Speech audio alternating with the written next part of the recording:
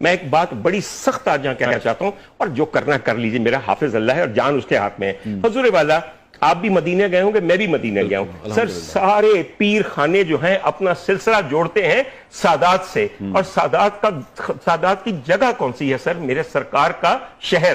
سر مجھے بتا دیجئے مدینے کی ایک گلی، ایک مضافات بتا دیجئے جہاں پہ کوئی پیر خانہ ہو، جہاں پہ کوئی گیلانی، کوئی جیلانی، کوئی فلانے بیٹھے ہوں۔ یہ بدبخت اس غریب خطے میں آ کر ہمارے مذہبی استحصال کو استعمال کرتے ہوئے ارب پتی بن گئے، زمیندار بن گئے، اس کے علاوہ روحانی پیشوا بن گئے، درگاہوں کے مالک بن گئے، مجاور بن گئے، اور مجاور بننے کے بعد پھر یہ ہمارے حکمران بن گئے۔ ایک میں آپ کو ایک اور بات بتاؤں، بہت سے لوگ نہیں جانتے، یہ سارے پیر خانے ان کو ہوا کس نے دی تھی؟ انگریز سرکار نے۔ یہ آپ ان کے مرید ہیں نا ان پیروں کے، تو ان پیروں کا پیر کون تھا؟ انگریز۔ اس کو یہ پتا تھا کہ اگر ہم نے تسلط اور حکومت کرنی ہے اس غریب ملک کے اوپر، اور یہاں کے ہر ریسورس کو نچوڑنا ہے، تو ان مذہبی ٹھیکیداروں اور ان پیروں کو ہوا دو۔ یہ ہمارے چمچے ہیں، ان کے ذریعے ہم اس قوم کا خون چوستے رہیں گے، اور آج تک آپ یہی کر رہے ہیں۔ آپ کی کوئی اسمبلی ایسی ہے کہ جس کے اندر پیر خانوں کے مجاور آ کے آپ کے وزراء نہ بن جائے؟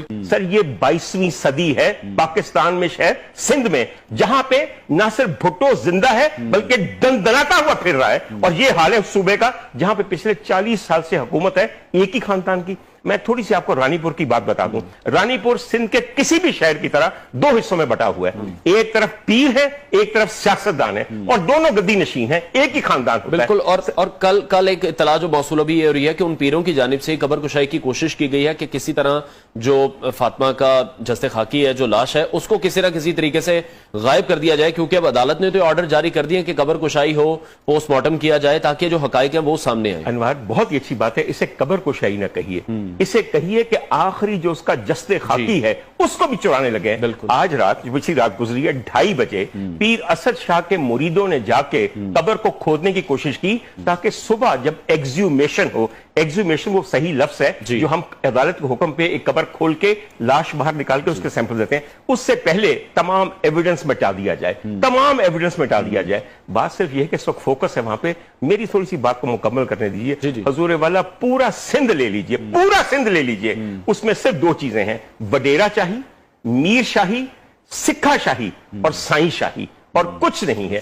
حضور والا رانی پور میں کیا ہے؟ پیر افضل شاہ صاحب جو ہیں وہ وہاں کے ایم این اے ہیں، جو پیپلز پارٹی کے ہیں، مجال ہے وہ اپنے بھائیوں کے اوپر جو کہ گدی کو سنبھالے بیٹھے ہیں۔ یہ پیر آف رانی پور جو ہیں، یہ پورے سندھ کے ہر علاقے کے اندر ایک پیر خاندان بیٹھا ہوا ہے۔ پتہ نہیں یہ کہاں سے شروع ہوئے تھے۔ دیکھیں پیر تو وہاں کے یہ کہتے ہیں کہ ہم تو مرے ہوئوں کو زندہ کر دیتے ہیں۔ تو جائیے نا پھر کروائیے زندہ، آپ کروائیے فاطمہ کو زندہ۔ حضور والا یہی باتیں آپ نے کر کے، آپ کہیں ہر پیر تو یہاں خدا بنا بیٹھا ہے، آپ نے ان کو خدا خود بنایا۔